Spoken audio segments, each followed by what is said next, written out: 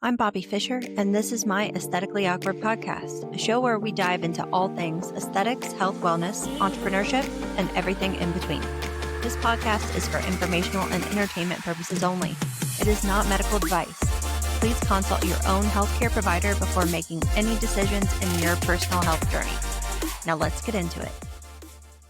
Long overdue guest is finally joining me on the podcast. Today we have Miss Kati Davis. Welcome, Kati. Thank you. She was intended to be my very first guest on the podcast, and then we had to reschedule twice because of her having oral surgery unexpectedly, and then I had eye surgery. Thankfully, Kati was flexible, and we worked it in, and we finally have her sitting down in the podcast room. So she's been with us since, it was January 2024 when you came on board, right? Mm-hmm. So she started out part-time back in January 2024, worked all throughout the year, and then she took a brief hiatus, about 6 months off, to do some travel nursing and really flex those nursing muscles elsewhere. And then she came back last summer, about July of 2025. We're going to get into all of that, where she went, what she learned while she was gone. But I want to talk a little bit about her origin story so you know more about who she is and what shaped her and why she chose nursing. My hometown is Danville. I was born in the O'Fallon, Illinois area,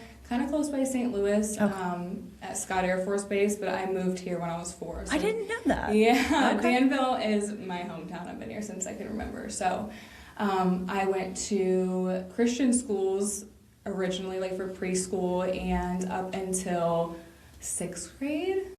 Yeah, 6th grade. Then I went to public school, Northridge, and then graduated from Danville High School in 2014. And then at that point, I didn't really know what I wanted to do. I did some part-time like DAC classes just to keep my mind busy, but I wasn't really sure what I wanted to do. Because you have an associate's that's not in nursing, yeah, correct? In arts, because it was just kind of not easy to obtain, but just I wanted a degree. I felt like I was in school forever, so I wanted something to show for it. Sure.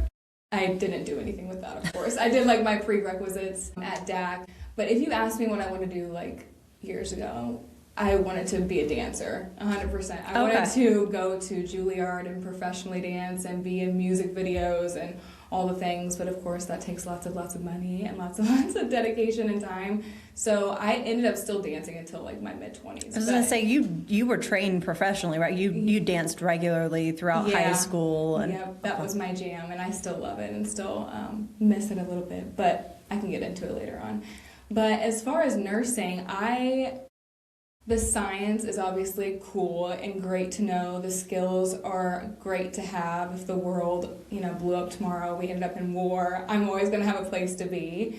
But I really love people. That is my first and sole reason to go into nursing was people. I love getting to know people, taking care of people, knowing their story, being there for them. My dad passed away when I was young, when I was 8, from cancer. And I felt like I kind of was, I don't want to say used to being like in a hospital setting, but familiar with it and familiar with having people in our home coming to take care of him. And I find that very admiring. So I just wanted to be that person for other people. I'm sorry that you had to go through that at such a young age too. Do you feel like that is a big reason why like you took those few years to kind of explore and decide what to do, and what ended up prompting you to go ahead and go into healthcare specifically? Yeah, I don't know. Something about just knowing, job security period with nursing. Absolutely. And in healthcare, I think is huge when you don't really know what you want to do. And I know I wanted to take care of people in some sort, so that's what pushed me into nursing. And then I fell in love with the skill and the science and all the things I've been able to do in just 3 years. So it all kind of fell into place.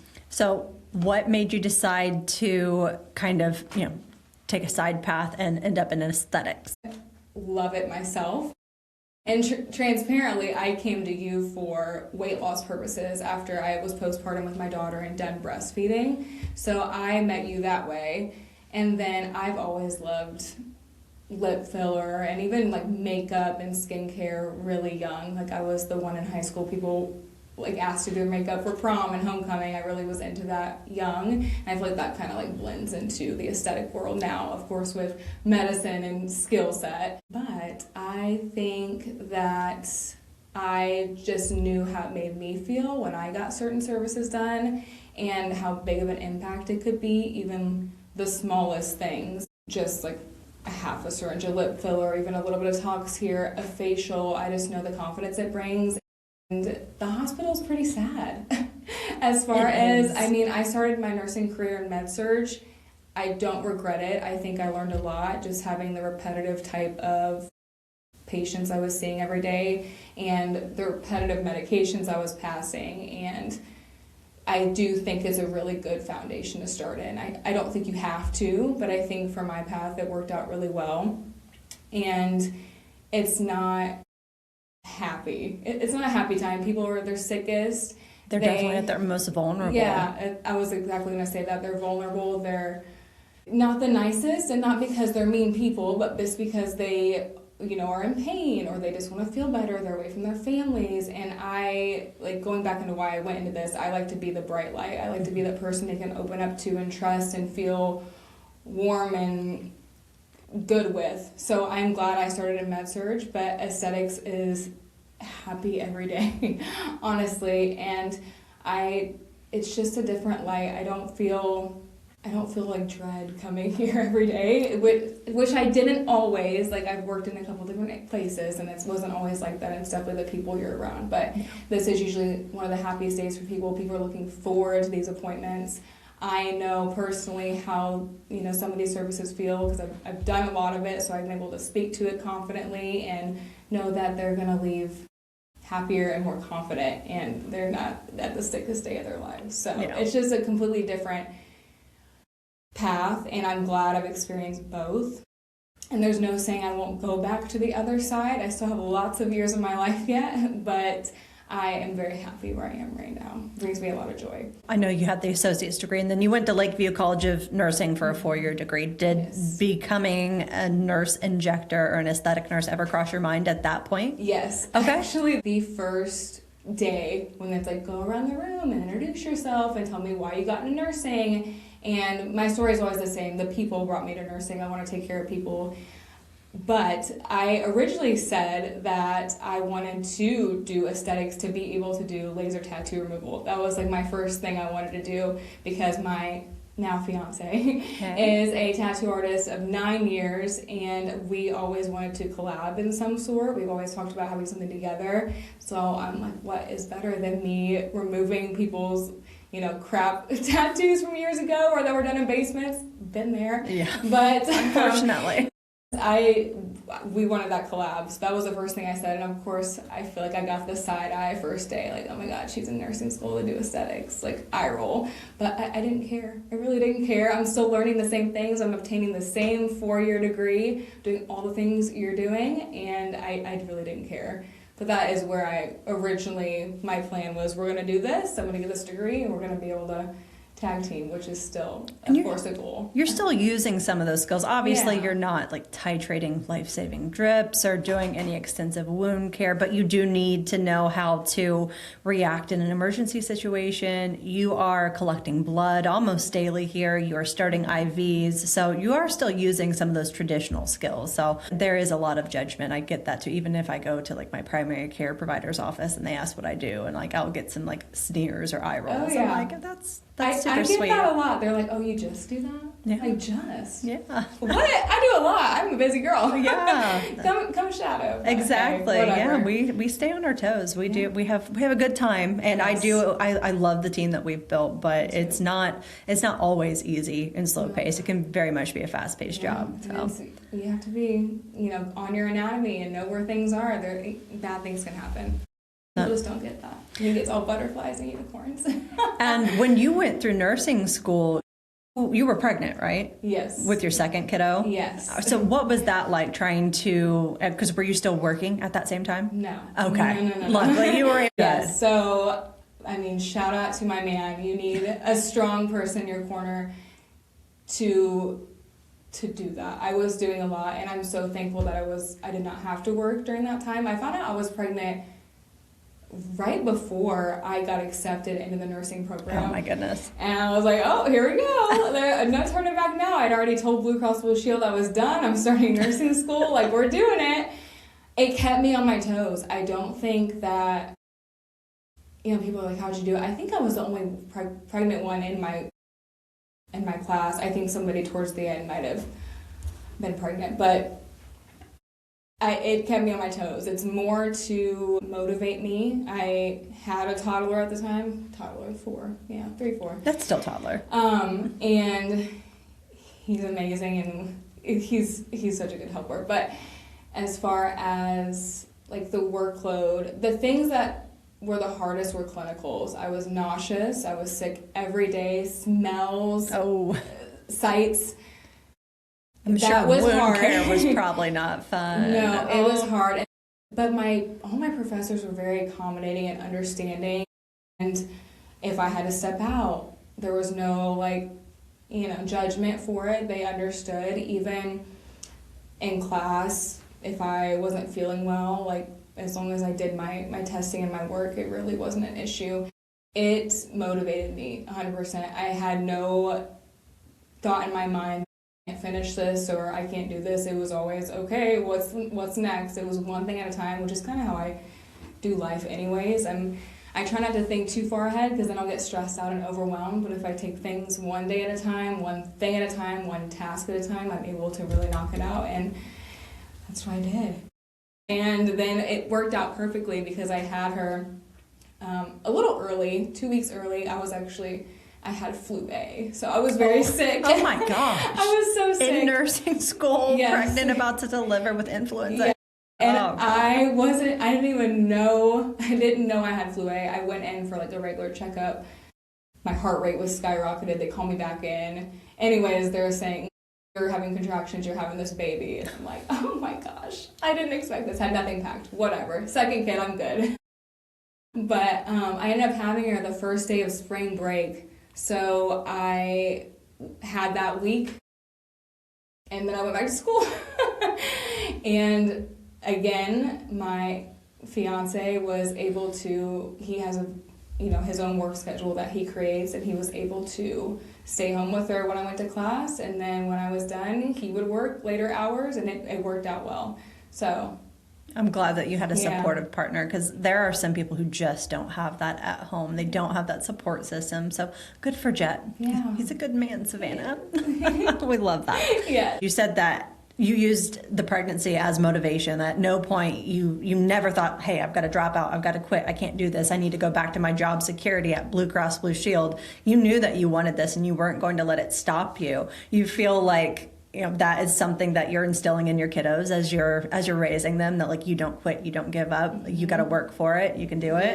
Yeah, I think so. And even, I'm sure we'll talk about this, but continuing my education now, they're both still so young. My son's 8 and my daughter will be 4 next month. So by the time I'm done with nurse practitioner school, they're still going to be young, but they're still able to see mommy's doing homework, mommy's still working, mommy's coming to all our extracurriculars and present for all the things.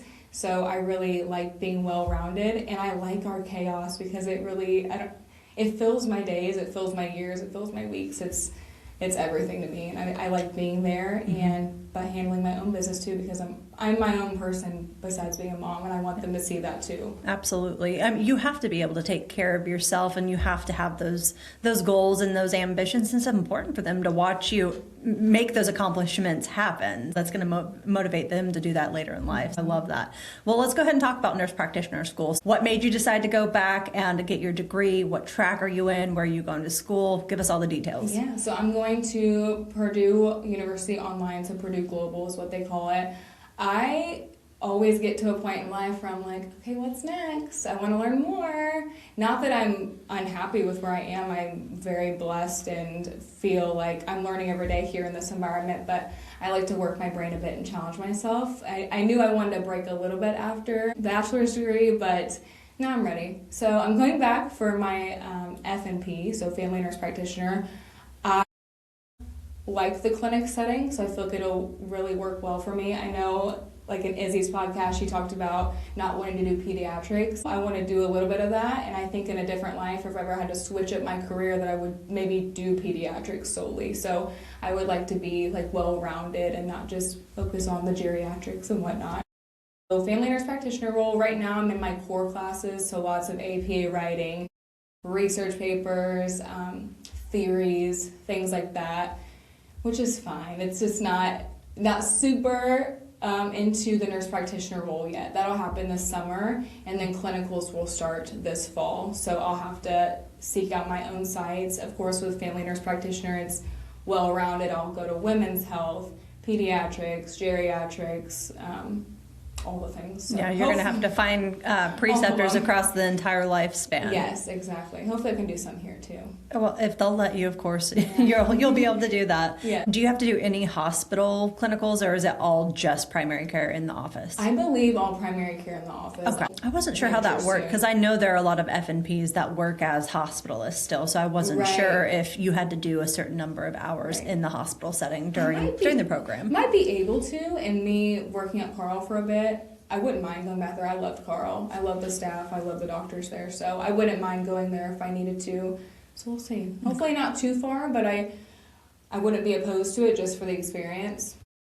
Well, wherever you end up landing as far as clinicals, we'll get you there for sure. You've got me, you've got Isabel, so we can definitely flex around schedules. That's something nice about working. Like, there's pros and cons versus working for a large health system versus working for a small business, which is what we are, but we can be a little more flexible and accommodating. What we're doing here, again, we don't have people who are inpatient that need 24/7 care, so we can definitely reschedule clients as needed. We can set our days off around your clinical schedule, so there's a little bit more accommodation there versus working in a hospital for sure. Yes, I'm so grateful.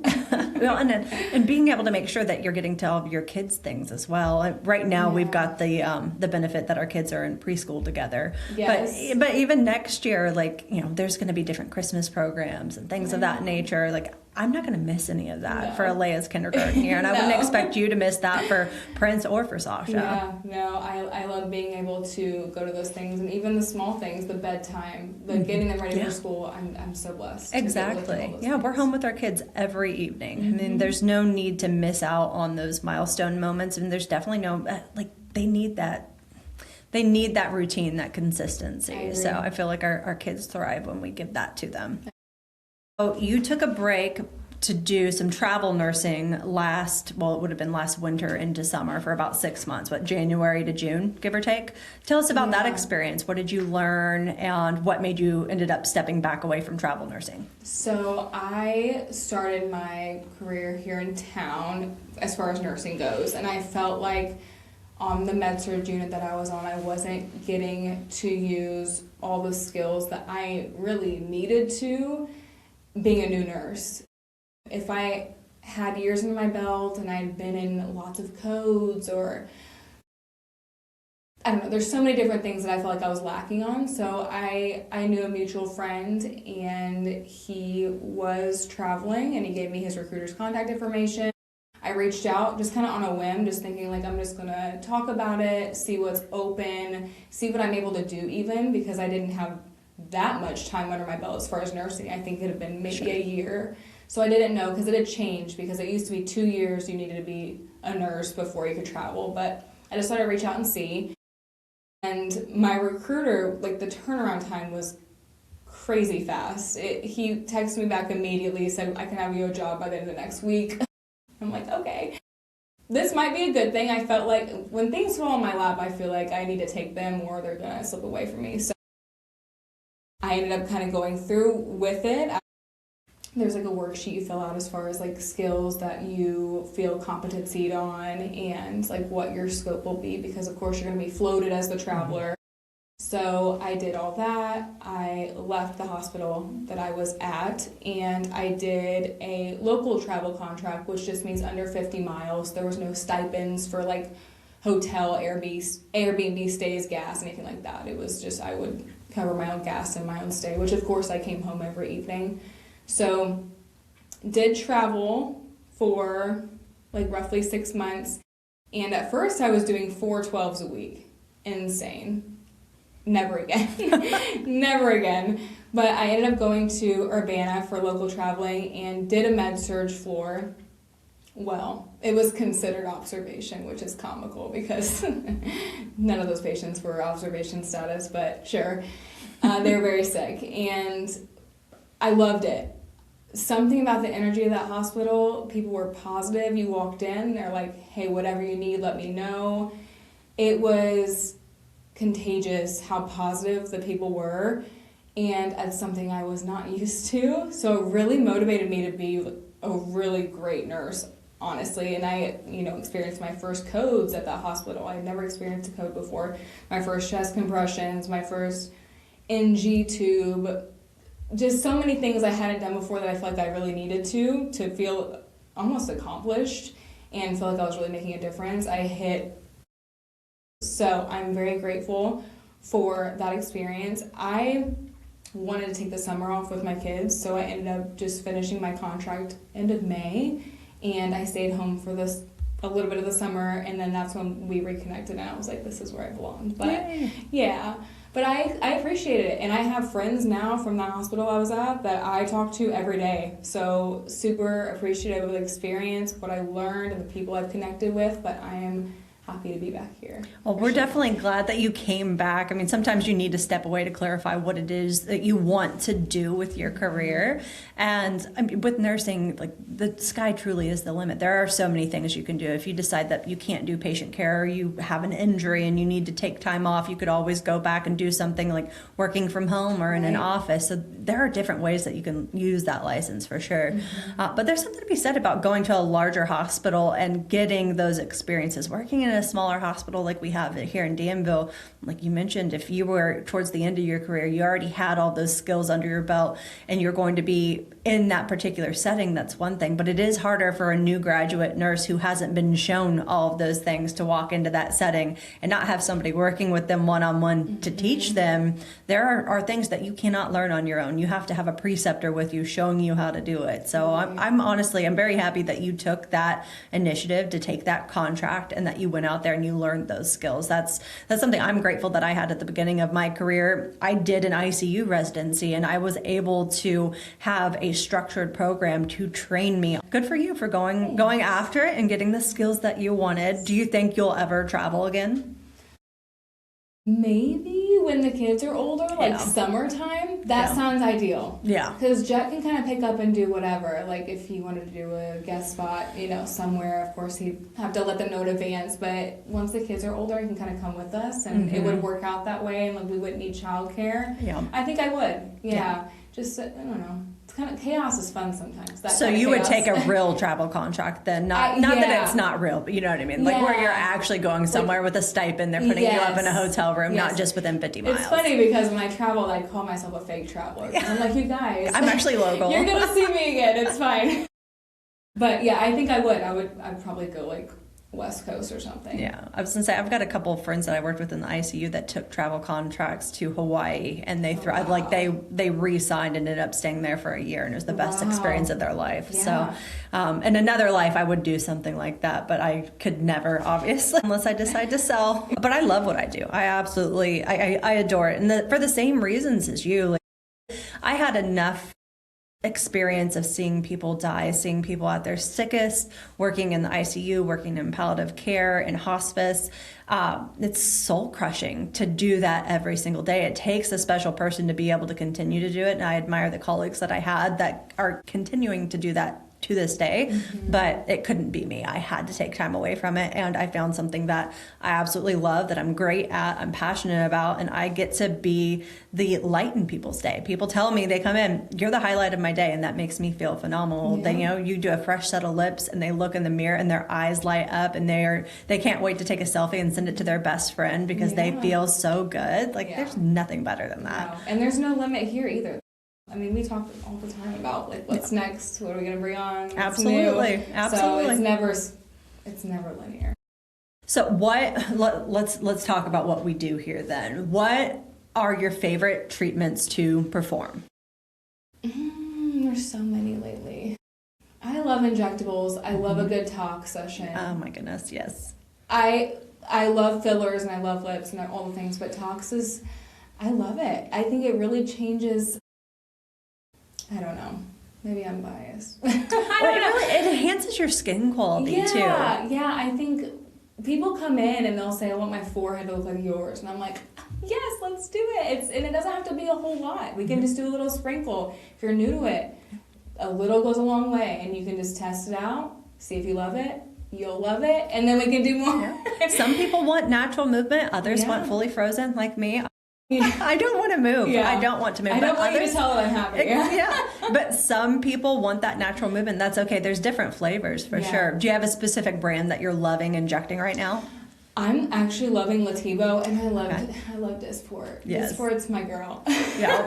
Lativo I love so much because you can do natural or you can do full freeze. Yes. And I think that's why I love Tox so much, because it's so, well, everything's individualized, right? But really you're taking a look at everybody's muscles. There's nothing is the same. There's no like cookie cutter approach. Everyone is different, and depending on what they want, that is what we're customizing it to. So it's fun. It's problem solving and critical thinking, but in aesthetic form. Yeah. I love it. And I like that you mentioned about Lativo, how you have the ability to create a more natural result versus full freeze. And there are some brands it is a little more difficult to achieve natural, in my opinion, just because they're so heavy and their duration is so much longer. So if somebody wants that softer, more natural expression, it's a little more difficult to truly attain that. Lativo has really given me some really nice, soft, natural results. But for my patients who have been doing like full freeze with Dysport or Botox Cosmetic for decades, you're not going to like Lativo. No. Lativo is not for you. It really is going to be for our first-time tox patients or people who are really just looking for that more natural aesthetic, that they've tried maybe Botox or Dysport or Daxify in the past and they've been fully frozen and it was uncomfortable for them. Definitely try some Lativo. I have those conversations too, and like we get to know each other, but also like, do you work out every day? What do you want people to know you have work done? Not work, but want you to know that you have injectables done. I don't know. I love customizing Tox. I think it's really fun. Absolutely. Do you think that as far as Lativo is concerned, is there like a certain age bracket that you're seeing that shift towards? Do you feel like it is like more patients in their 20s, or you see more in 30s or 40 and up? I'd say maybe like 25 to 35. Okay. Yeah. And then, I mean, I don't know. I have some younger 20s that are new to it as well, that it's doing well with. But I don't know. I say that, but then I've seen, 40s to 50s also getting it, having really good results. It just depends on what you like. Absolutely. I like full freeze. I want you to not know what my expression is, but everyone's different. The one thing I will say about it is if you like a good, strong lip flip, Lativo is not it for you. Agree. It really isn't. If you're somebody who truly just comes in for a lip flip only, do Daxify or Dysport. Both are great, but you're not going to get that same result in Lativo because it is so soft and natural. We could do like an 8 to 10 unit Lativo lip flip and maybe get the same result, but at that rate, you may as well just do the Dysport or the Daxify. I agree. My Daxify lip flip right now. It looks so good. So I don't know if it's really going to show up on camera. I'll have to see if I can zoom in. We need to maybe get your before and afters and overlay it so people who watch this on YouTube or on our socials can see it, because it's impressive. She's good. It is impressive. Every 90 days. Yes. Yeah. I think we have a Lativo training coming up, if I'm not mistaken. Yeah, it's like, I think so too. Sometime in March. We've got Lativo training, we've got Daxify training, we've got an RHA filler training. We're always training or doing some sort of a course, either in person or online. We're hopefully, if we can get all these renovations scheduled on the building, I want to get us to a cadaver lab. I'm just waiting to see what dates we're going to close down so we can travel during the closures and make it all make sense for us. What are you looking forward as far as like getting out of training this year? Oh, I think maybe more advanced like filler techniques. I want to see more cheeks. I want to see more chin and chin shadows. I think I really want to expand on that. I feel pretty confident about Tox. I feel confident about Tox. But as far as fillers, I'd like to see more. I see more people come in and want those things. So if you're listening and you want a little chin projection, come see me. I really want to get my hands on some chins and some cheeks.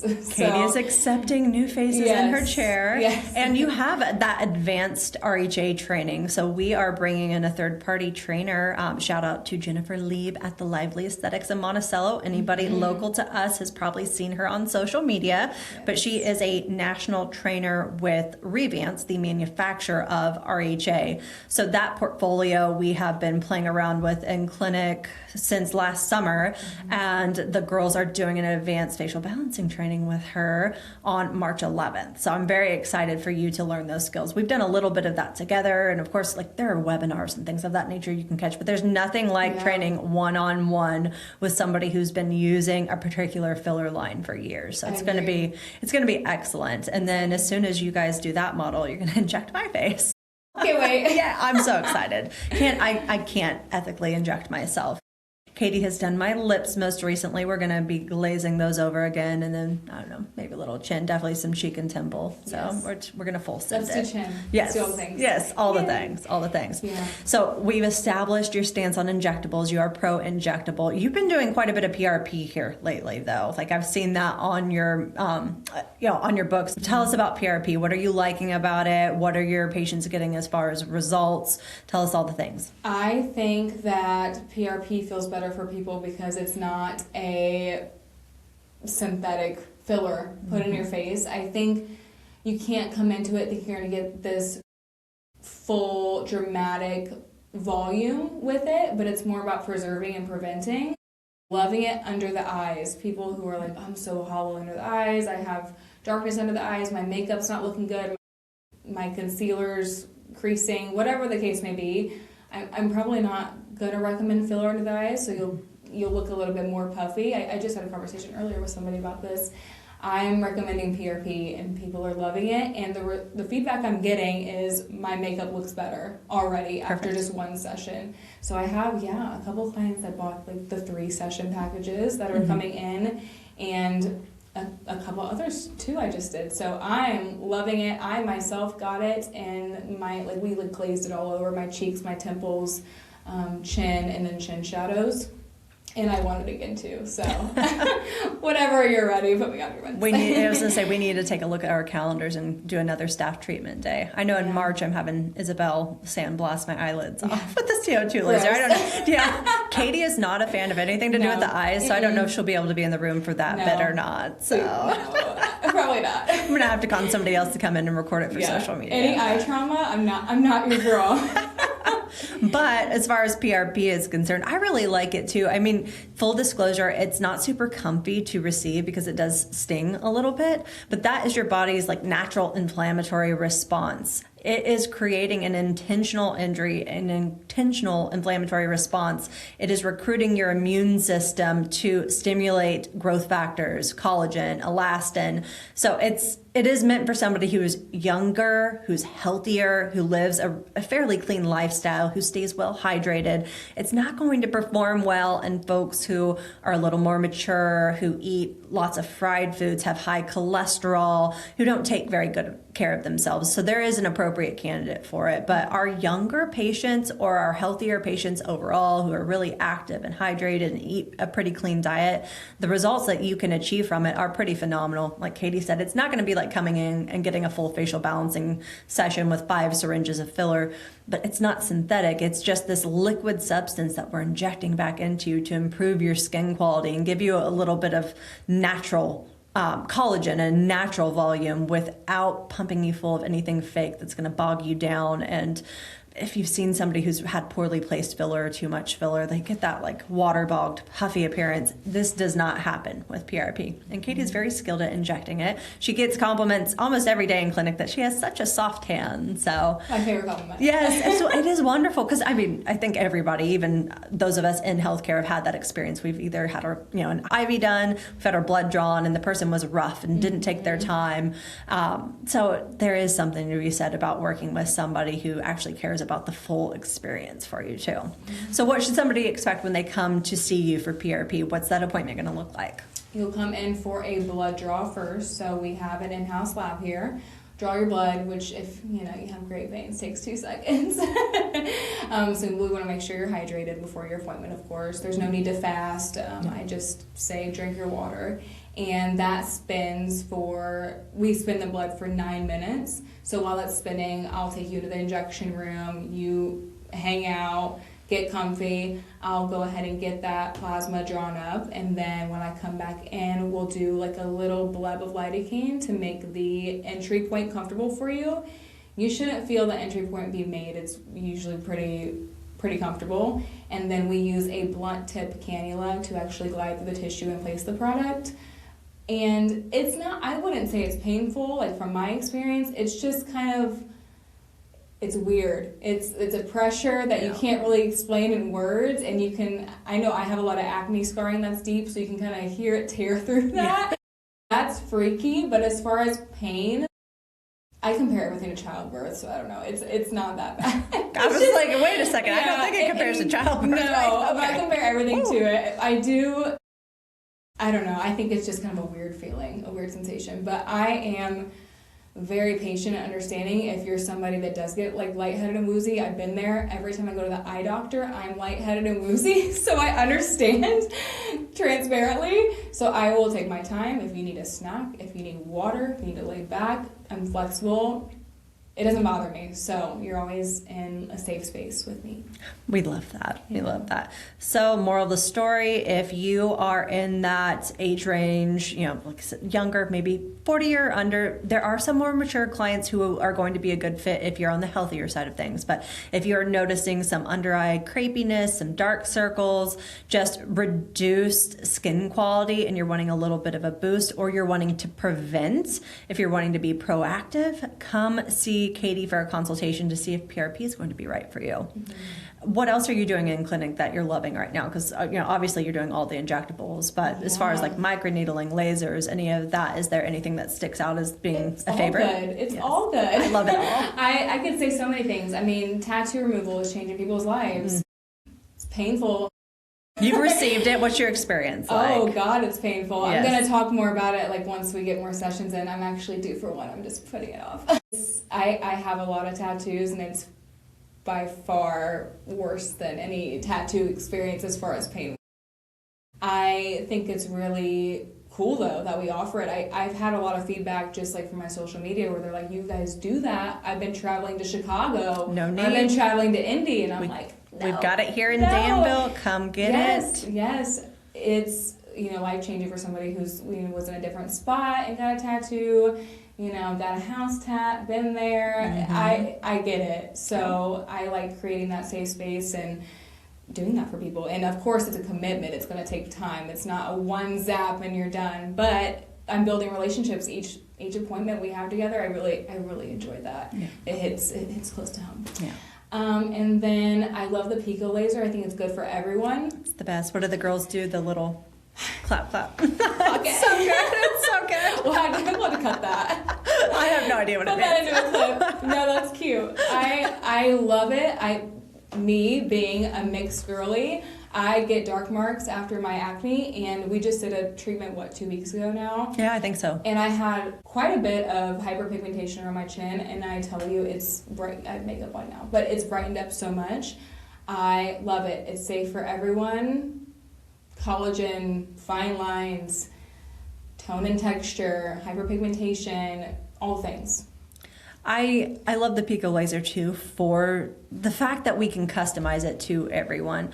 Obviously, on lighter skin types, we can be a little bit more aggressive because we don't have to be as protective against that rebound hyperpigmentation or potentially increasing the risk of burning someone. With the darker skin types, we have to be more protective. But with that 1064 laser that we used for you, you didn't use any numbing, did you, at all? No. And then the procedure itself was 10, 15 minutes. So super quick, essentially like pain-free. I mean, on a scale of 0 to 10, what would you rate it without numbing? A 1. So it's not bad. I was going to say, it's like a warm splash, and it's not even like, putting your hand on a hot stove or anything like that. It's like putting your hand into warm dishwater. Yeah, so, because I also do it without numbing on the 1064. It's not super uncomfy, and there's no real downtime with that one. You're a little pink, but it's not extremely aggressive. You can go out into public, and nobody's really going to know that you had anything done with the 1064 in particular. Yeah, I actually recorded myself after that whole day of treatments, and somebody commented and said, "You're not even red." I'm like, "Yeah, I'm fine." Yep. Like, of course, you're not being as aggressive on me as you are Trinity or Izzy, but I looked pretty normal. Yeah, and we can, obviously, it's safe for all skin types. We can use that setting on lighter skin types. I have to use it because I have melasma. So if we were to use those aggressive settings that we use on like Trinity or Isabel on me, I'm going to get rebound hyperpigmentation. It's actually going to make my hyperpigmentation worse. So we have to use those same settings that we use on you to protect me against that. And there's no reason why we can't use that on somebody with lighter skin type who just doesn't have the downtime, who can't be red for 3 days straight. You're still going to get a benefit. It still helps with pigmentation. It's really beneficial for that deeper collagen stimulation. So if you're truly just wanting to address like fine lines, it's a beautiful treatment to receive. There's no reason that we have to like light you up and make you look like you got a sunburn in Cancun. So we can customize it for you. Yes. Don't be scared. Come see us. Come see us.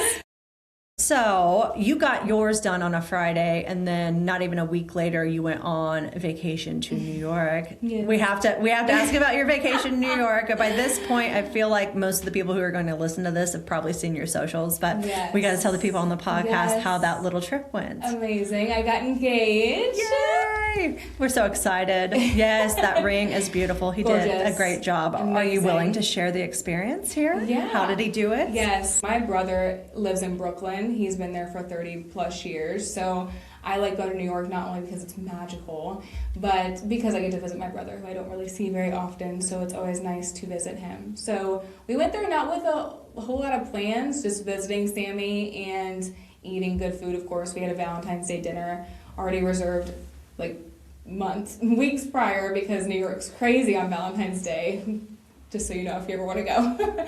But the day before Valentine's Day, Friday the 13th, which was not so unlucky for me, which is so funny, I love that, we met up with my brother in Brooklyn, and before he had to go to work, and we just went into this little bar and grill and grabbed a drink before my brother had to catch the subway, and then he ended up leaving, and we were just sitting there having a moment, talking, just really talking about how grateful we are for each other. And we've been together for 7 years, so of course it's been talked about, but nothing planned and nothing.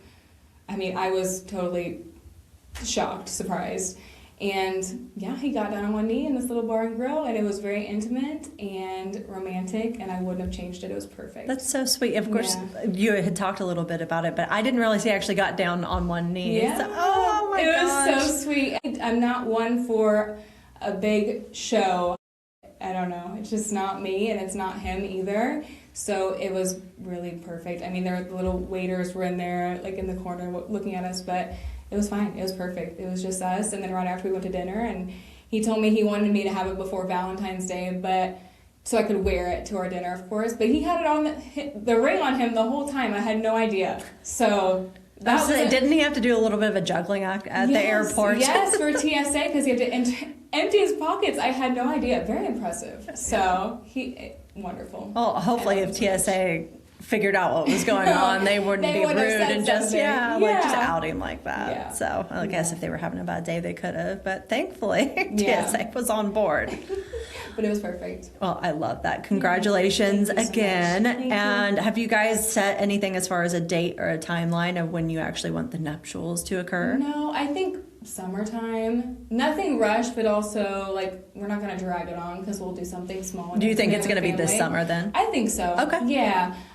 We both want something small and intimate. My son wants a huge party, so I'm like, well, you can do a small and intimate ceremony and then throw a big reception. Yeah. Like you could always do something like that. I mean, it's your day, whatever you want to do. Yeah, it's really for the memories and the pictures, so our kids can have them. So I don't know, something small, no rush. Whatever it is, it's going to be perfect. You're going to be the most gorgeous bride. Everybody's getting engaged and married. I was going to say Amber's engaged. They're getting married next year. I don't know that Trinity and Zach have set a date, so it's very exciting. I love. It's wonderful. It's wonderful. I'm happy for all of you.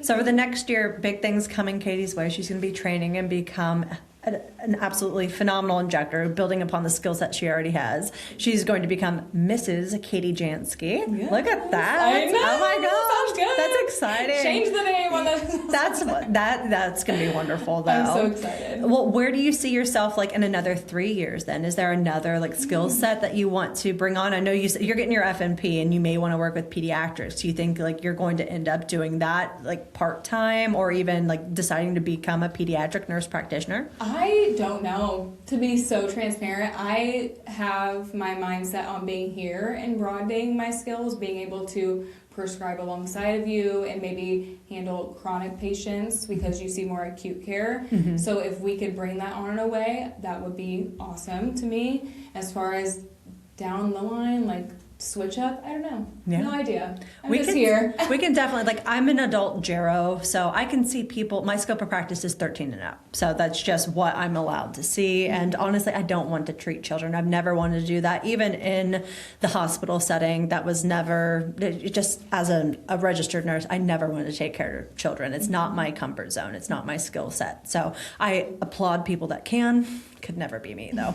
So I am not opposed to it, but you would definitely have to have like somebody who is a skilled F&P, and we would have to get a collaborative on board that has that primary care experience. But I'm not opposed to doing some sort of like direct primary care model, alongside. We've got a robust membership. We've got a lot of loyal patients. So I would love to be able to offer that as a service and keep everything in one house if it seems like it's going to be a good fit for sure. Yeah. And as you work your way through your F&P program, if you feel like that's something you're truly passionate about, we could take a look, sit down together and plan and collaborate, make it happen. Yeah. I know Isabel won't be able to be a part of that either because she's also doing adult gero. So we're going to be limited. Your scope is a little more broad than ours, so from my perspective, it's both a blessing and something that I would never want to do because I hear both kids and pregnant women. Sorry, y'all, but it's not what I want to do. Come to me. Postpartum I'm great with, but I do not want to be the one doing any prenatal care for you. I just can't. All right. I love that. Anything else that you want to cover today, Katie? So, we can always get you back on for another episode. Yeah, bring Jed on. We can do a couples collab. Oh my goodness. You can tell us horror stories from the tattoo shop. Yeah. That would be fun. I'm sure. All right. Well, where can they find you if they want to connect you with you on social media, Katie?